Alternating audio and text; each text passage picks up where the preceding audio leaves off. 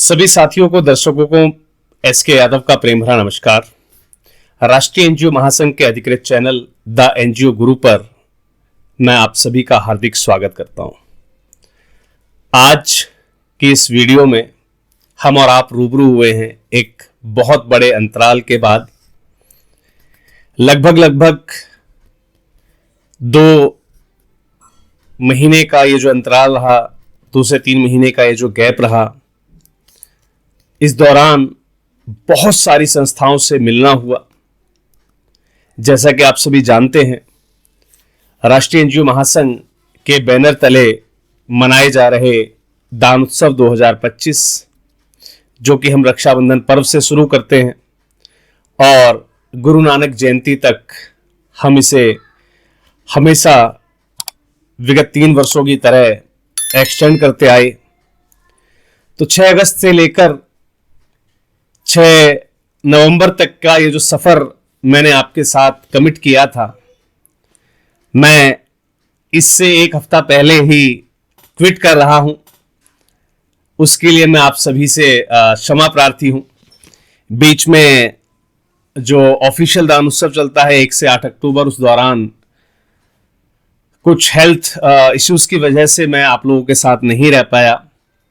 उसके लिए भी उन सभी संस्थाओं से क्षमा प्रार्थी हूं जो विभिन्न स्पॉट्स पर दान उत्सव सेलिब्रेशन के लिए आए हुए थे। और जिन साथी संस्थाओं को मैंने और मेरी टीम ने विजिट किया, यकीन मानिए आपकी टीम के साथ काम करके मुझे बहुत खुशी हुई। मेरी टीम बहुत ज्यादा प्रफुल्लित थी, बहुत ज्यादा उत्साहित थी। बहुत कुछ मुझे और मेरी टीम को आप सबसे सीखने को मिला और साथ ही साथ आप लोगों को भी बहुत कुछ सीखने को मिला होगा हमारी इस जर्नी के दौरान। मैं ऐसी कामना करता हूं।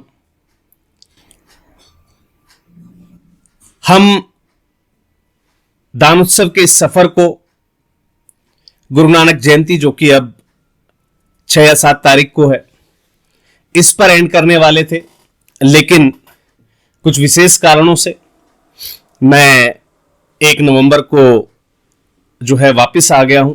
टीम आपके साथ 5 नवंबर तक रहेगी। 5 नवंबर के बाद जो है टीम भी वापस करेगी, वो भी अपने गंतव्य को वापस लौटेगी, क्योंकि बहुत सारे ऑफिशियल वर्क पेंडिंग है और आप लोगों से मिलकर, आप लोगों की टीम के साथ काम करके वाकई में बहुत मजा आया। इस दौरान हमारे जो बाकी के व्यूअर्स हैं, हमारी कुछ संस्थाएं जो उस समय संपर्क में नहीं थी या दान उत्सव सेलिब्रेशन में पार्टिसिपेट नहीं कर रही थी, उन्हें भी बहुत सारी असुविधाओं का सामना करना पड़ा होगा, क्योंकि हेल्पलाइन नंबर्स पूरे तरीके से ब्लॉक्स थे। नंबर बिल्कुल जो है कांटेक्ट स्थापित नहीं हो पा रहा था किसी के साथ भी, क्योंकि ये जो समय हमने और आपने मिलकर साथ बिताया, इस दौरान जो हमने सीखा, वो अभी तक की राष्ट्रीय एनजीओ महासंघ की अभी तक की जर्नी का सबसे बेस्ट पार्ट रहा। जहां हम रूबरू हुए, बहुत कुछ नया सीखने सिखाने को मिला और इस दौरान आपके मन की लगभग 80 to 90% जितने भी साथी संस्थाएं हमें मिली, उनके मन का जो विचार था वाकई में मुझे भी काफी अट्रैक्टिव लगा। लेकिन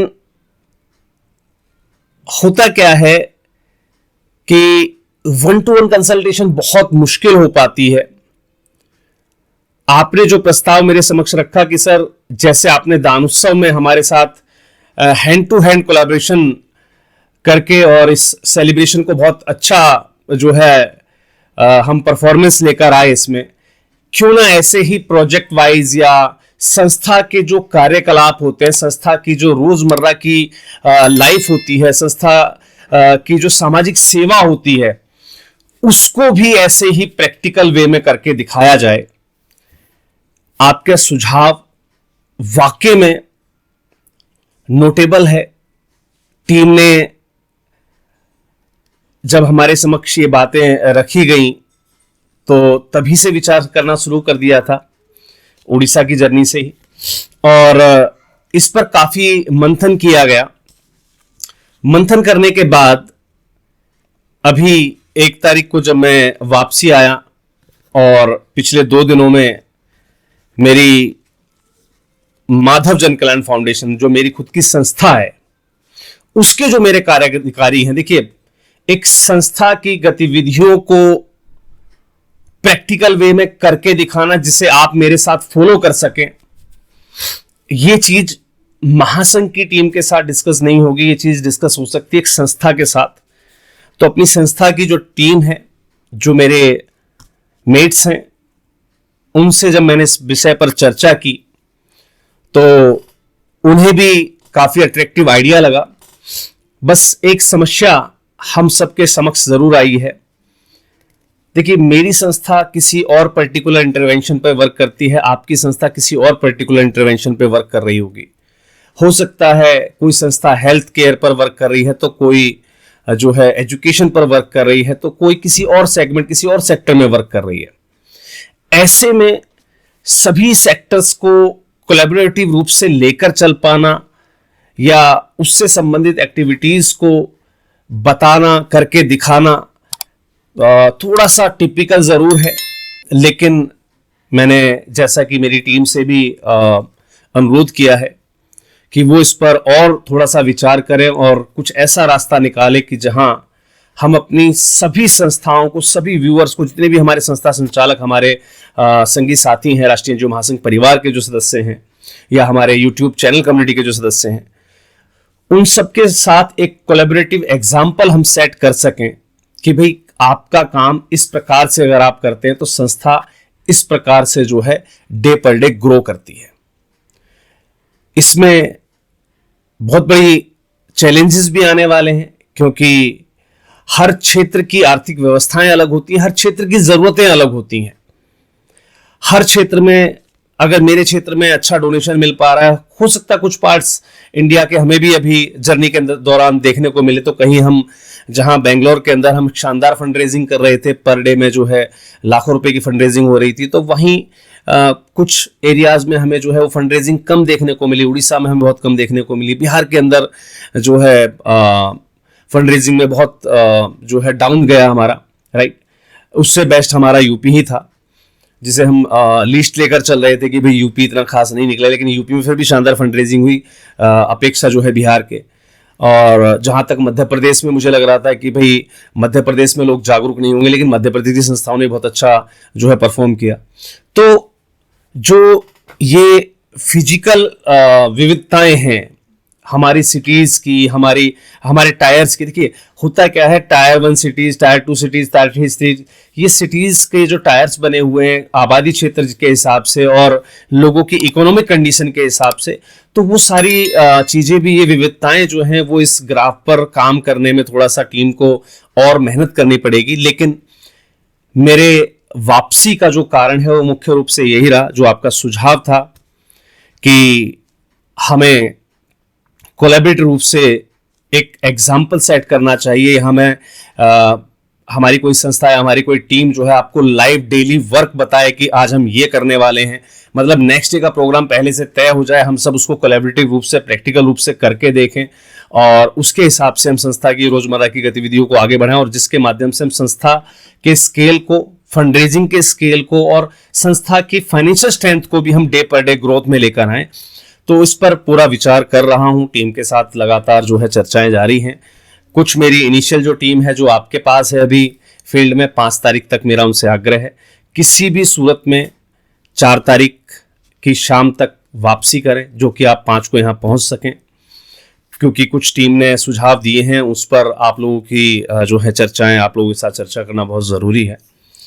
तो हालांकि आपको मैसेज ड्रॉप कर दिया गया, कॉल कर दिए गए हैं, तो जल्द ही मैं उम्मीद करता हूं कि अब आपको इस चैनल पर एक नया एग्जाम्पल हम सेट करके देंगे। अभी तक हमने सिर्फ नॉलेज के रूप में आपको आगे बढ़ने का रास्ता बताया, अब एक नए एग्जाम्पल को हम सेट करने वाले हैं, जहां हम आपके साथ इस सोशल जर्नी को कंप्लीट करके दिखाएंगे, चलकर दिखाएंगे कि कैसे ये सोशल जर्नी तय की जाती है।